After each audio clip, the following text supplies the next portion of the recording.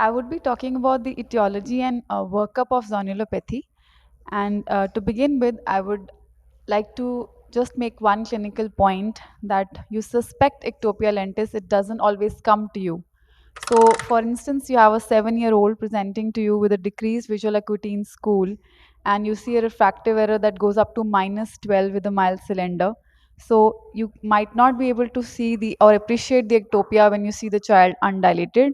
So, always do a dilated examination to rule out ectopia lentis, even if the child does not complain much. So, my talk would be based on 5 important points, and I would begin with some basic definitions so that we understand the rest of the presentations. A subluxation is defined as a partial displacement of the lens, which might be cataractus, from its central position in the pupillary area. Ectopia lentis was a term coined by Stelberg, and it means that the lens is displaced or malpositioned, but it is non-specific with regard to what is the degree of lens displacement. A simple ectopia lentis is subluxation without associated ocular or systemic abnormalities. When you take history in these patients, the first important thing that you ask is trauma. So, rule out traumatic dislocations, which are altogether a different set of investigations that you do, management that you do. So, always ask history of trauma first and rule that out.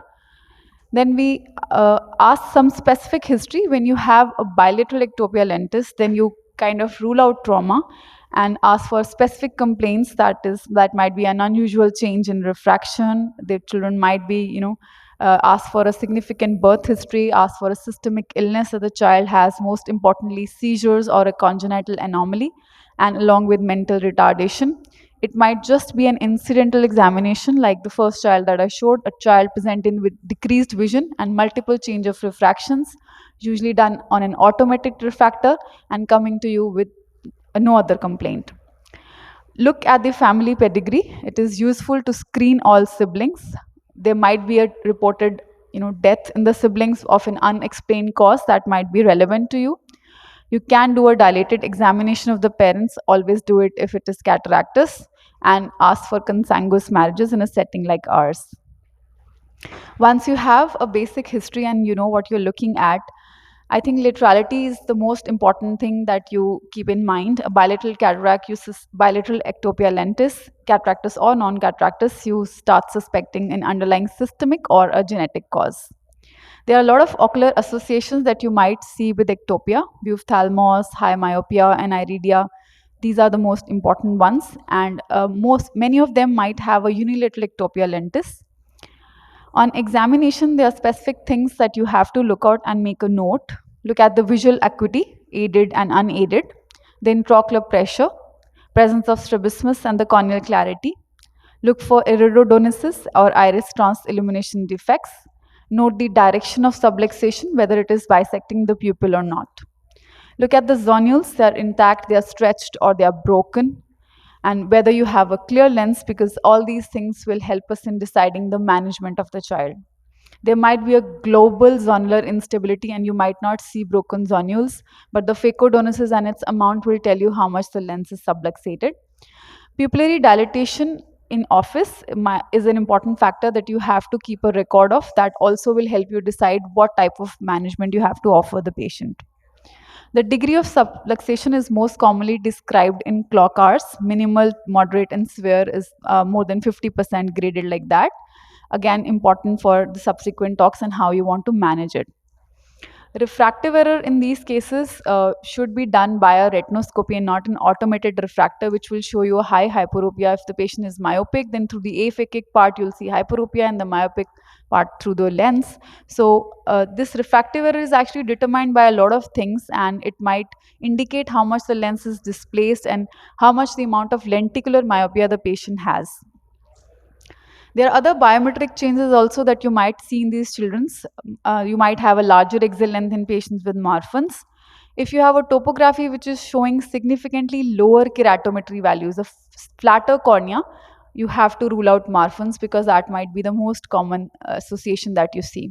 Overall, astigmatism is reported to be high in patients with ectopia, as because of the factors I just described. Again, do a dilated examination not only to see the direction and the amount of subluxation, but you might have an associated retinal detachment in around 5 to 11% of these cases.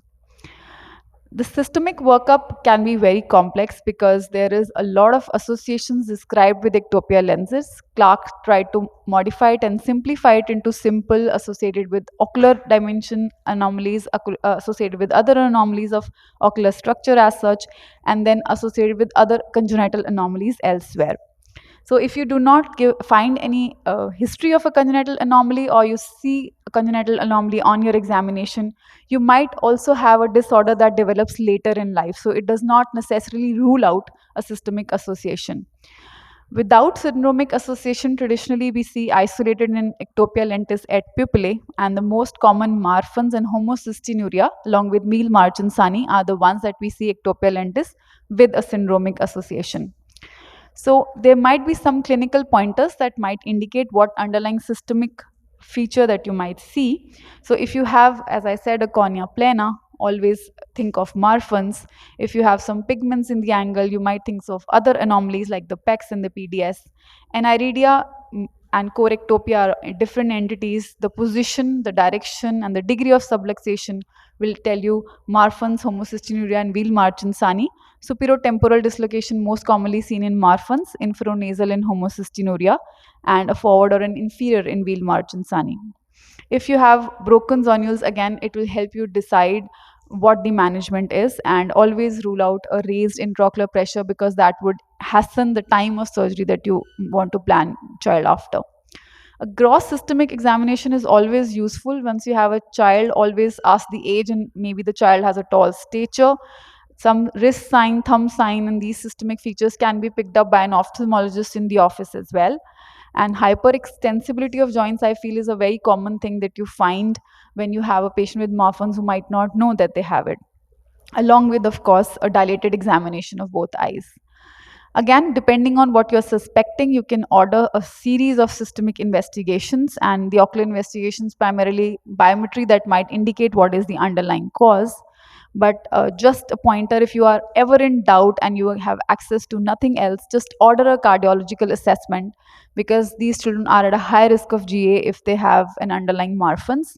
And if you have a doubt of homocystinuria because of the subluxation and you don't want to order anything else, just order labs, because you have fatal thrombotic insults resulting in death in some cases. So these two things have to be ruled out for the safety of the life of the child. Just a word about genetic workup, because I think that will lay the foundation of the next talks. So there are genes that have been implicated in the ectopia lentis, and ADMTS family, as well as the fibrillin gene, are the most important ones. The fibrillin gene was reportedly the most common because it was seen in association with Marfan syndromes and cardiovascular and skeletal defects. But the ADMTS family, it's a glycoprotein family. It's also responsible for the connective tissue organization in the zonules. And these type of ectopia lentis have a different phenotype because the pupil abnormalities also exist. And again, we'll get to learn from this instruction course that why do we need this genetic workup, and how do we defer the management if you have an underlying, say, a ADMTS mutation. So indications of surgery would be a desired visual acuity not achieved despite refractive correction, a cataractous lens which is visually significant. If you start seeing the pupillary bisection by the ectopic lens, then you might need an early surgery. A visually significant and a progressive subluxation that is not treated by glasses is the most common indication of surgery in these cases. You might see lens-induced glaucoma and luxations which are evidence, which are giving rise to uveitis. Those are the indications that might require early surgery. Thank you, Dr. Jaspreet, for inviting me for this IC. Thank you so much. Uh, Thank you, Dr. Savleen, for your nice presentation. This is, I think, it is extremely important to diagnose rightly, and then plan them for surgery or management. But I think very important is whether it is a Marfan or homocystinuria. How do you suspect? Because both are similar, no? Yes, sir. How do you suspect and then finally clear that, okay, because complications, anesthetic complication, as you said, and other planning may differ a bit. Right, sir. Any questions? So now we have the modified or the revised Ghent criteria for Marfan syndrome. So if we have a systemic score of more than equal to 7, Okay. which will include protrusio acetabuli or dural ectasias or wrist sign, thumb signs, all these, if they add up more than 7, then it is a case of Marfan syndrome along with a fibrillin gene mutation. So the revised Ghent criteria are used nowadays. It's absolutely, it's the most common, I think, association that we see in practice, and a gross examination in your clinic might tell you you might appreciate a increased arm span, a tall stature, and the wrist signs and thumb signs that might indicate Marfan syndrome. But even if we cannot get, we should order a pediatric evaluation in all these cases who have bilateral ectopia lentis to rule out these associations. Yeah, I think there can be there can be Marfanoid habitus as well. I mean, not that definitely necessarily a syndrome. So I mean, further testing would we would basically genetic testing, which would be talking about, and of course the phenotype would be also very important in such a scenario. Thank you.